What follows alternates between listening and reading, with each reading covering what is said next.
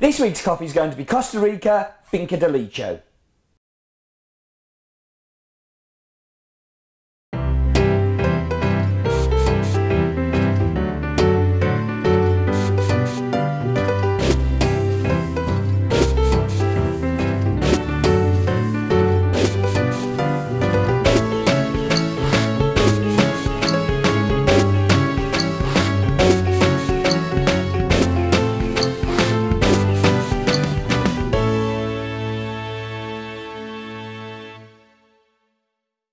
Hello everybody and welcome to In My Mug, episode 197.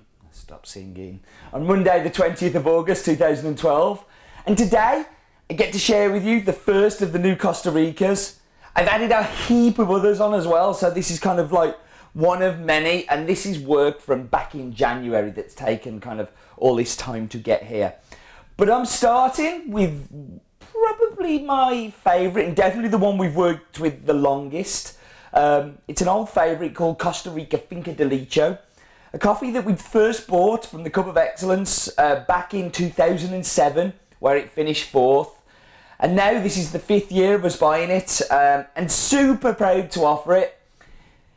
We talked about it last year when I brought it, but this really shows the development of us as a coffee roaster. So first of all, as I said, bought it in Cup of Excellence. Great way to meet growers, kind of speed dating for roasters and growers.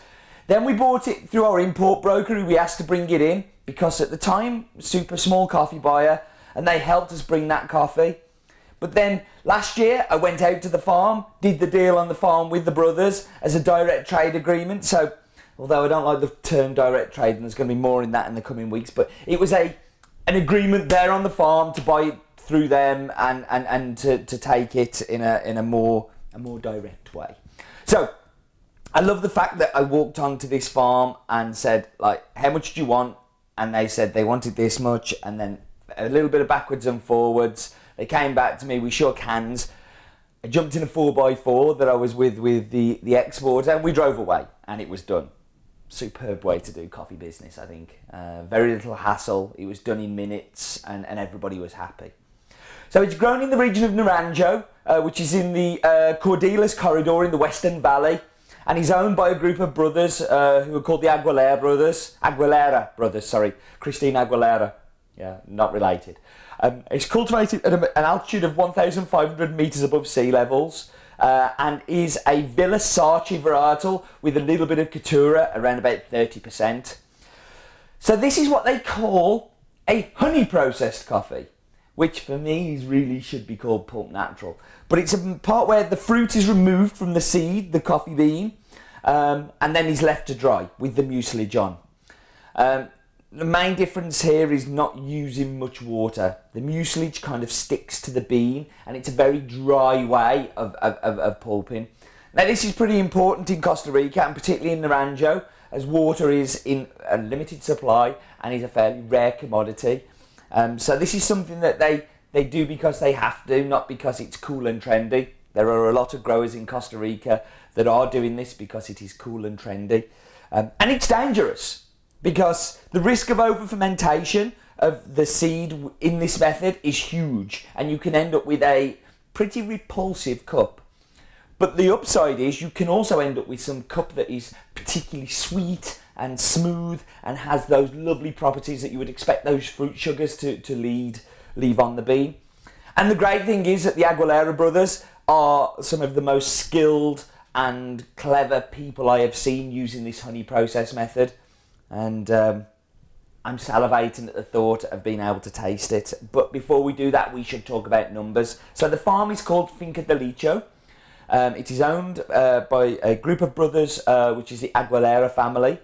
The nearest city is Naranjo. It's in the region of Alajuela. Pronunciation is probably really naff on that. It's a Costa Rican. It is a 28 hectare farm, of which 9 hectares is used for growing coffee, and is at an altitude of 1,500 metres above sea level. The varieties are Villa Sarchi, which makes up 70% of this coffee, and Caturra, which makes up 30% of this coffee. It is a honey coffee, so the processing system that is used is honey in, which for me is a pulped natural. So, you have all of the information, but you don't know where it is. So this is where we rely on the map bit. It's the map bit. No expense spent, it's the map bit. So we're in our usual position above has-been towers and zooming up and zooming to our normal left. I know last week we had a little zoom down to Africa, but normal services resume this week. So here we are going to Costa Rica, which is obviously Central America, just above Panama, just above Panama. And here what's going to happen now is we're going to zoom into the, I'm rubbish at pronunciations, but the Azuela region. And there you can see Finca de Licho is the bottom link, and Sakiro is also above, and I've also got to add the others yet. So we have Herbazu, which is quite close to Licho, and we also have Don Mayo to add onto there as well. But that's this week's map bit. It's the map bit. No expense spent, it's the map bit.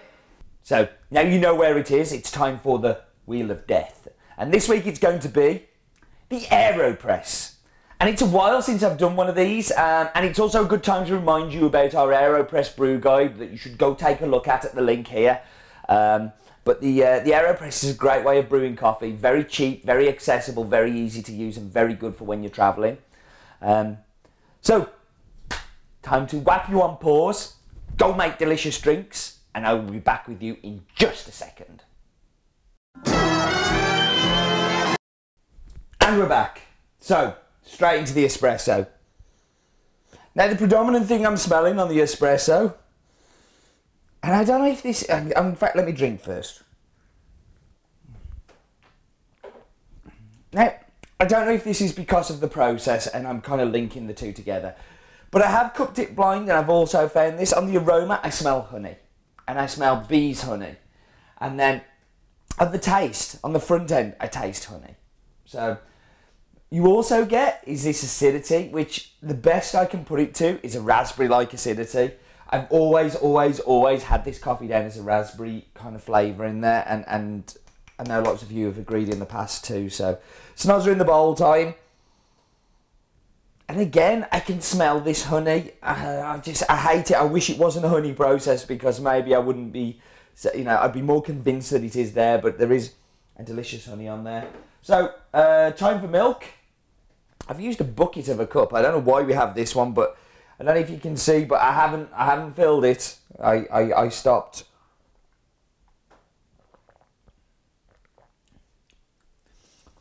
Now, the big flavour for me when you add the milk is that there's a chocolate, and it's a milk chocolate. It's a very obvious milk chocolate. It actually works really, really well in the milk. The sweetness kind of pairs together superbly well.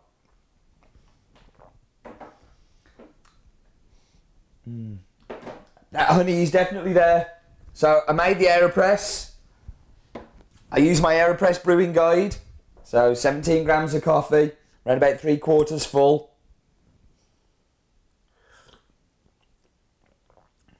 Now, I've used the paper on this one.